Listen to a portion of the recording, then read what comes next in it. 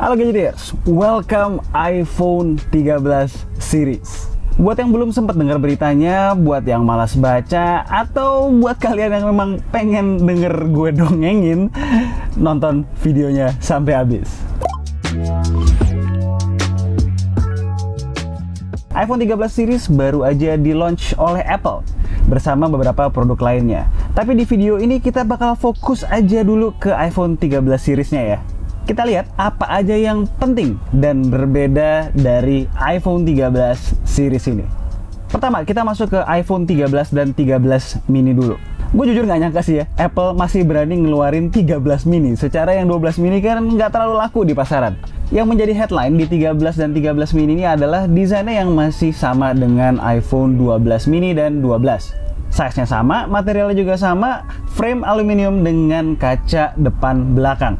Dan modul kamera yang diputar sedikit. Perbedaan utama di desain mungkin yang notable adalah lebih kecilnya notch di depan. Finally, di dalamnya masih ada kamera TrueDepth 12 megapiksel. Ngomongin soal kamera, ada beberapa perubahan. Sensor kamera utamanya sekarang lebih gede sehingga bisa mengcapture lebih banyak cahaya masuk dan sudah menggunakan teknologi image stabilization yang sama seperti iPhone 12 Pro Max dan 13 Pro Series, sensor shift atau nama lainnya ya IBIS. Lalu sensor kamera ultrawide-nya juga baru supaya bisa jepret foto low light yang lebih kece. Masuk ke video, ada fitur baru yaitu Cinematic Mode, di mana iPhone secara pintar bisa shift fokus secara otomatis menyesuaikan scene ketika recording.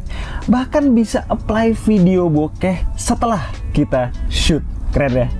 Untuk urusan storage, akhirnya 64GB dihilangkan. Jadi storage-nya bakalan starting from 128, 256, dan 512. Untuk pilihan warna, iPhone 13 punya warna baru yaitu pink. Soal baterai, Apple menjanjikan improvement 1,5 jam kalau di iPhone 13 mini dibandingkan iPhone 12 mini. Sementara di iPhone 13-nya ada improvement 2,5 jam.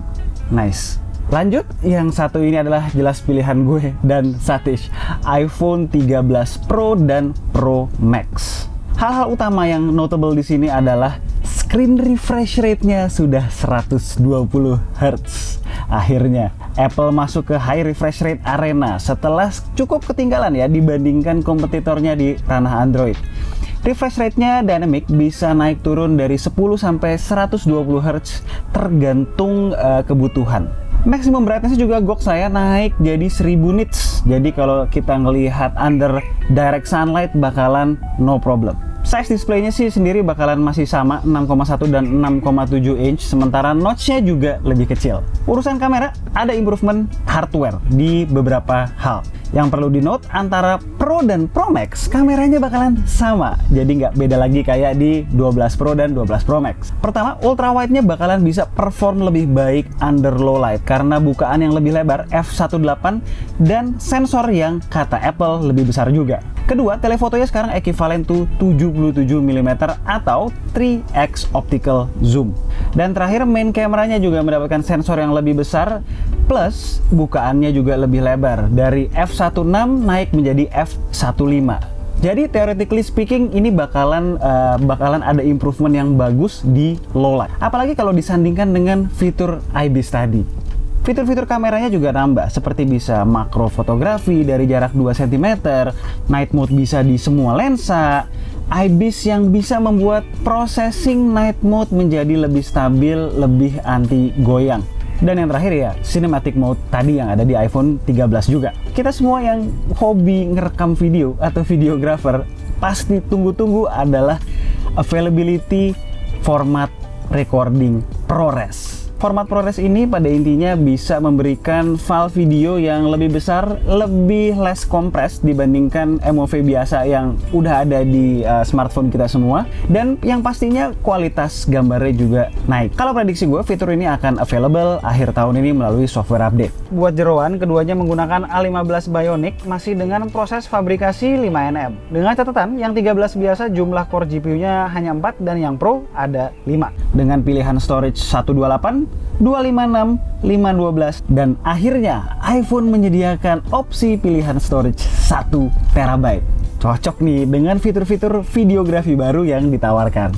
Di iPhone 13 Pro Series ada warna baru yang namanya Sierra Blue, tapi kok kayaknya gue kurang srek ya warnanya. Terakhir soal baterai, Apple menjanjikan sekitar 1,5 jam dan 2,5 jam lebih baik masing-masing untuk 13 Pro dan 13 Pro Max dibandingkan generasi sebelumnya.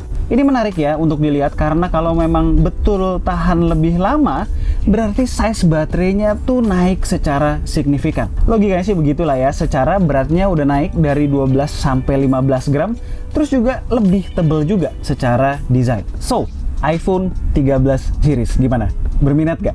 Ada beberapa perubahan minor dari sisi hardware yang menarik lah ya, walaupun memang nggak groundbreaking.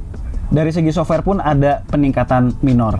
Kayaknya lebih cocok dibilang iPhone 12s nggak sih? Yang gue sesalkan di sini nggak ada charging teknologi baru, alias masih stuck di 20 watt fast charging seperti tahun lalu.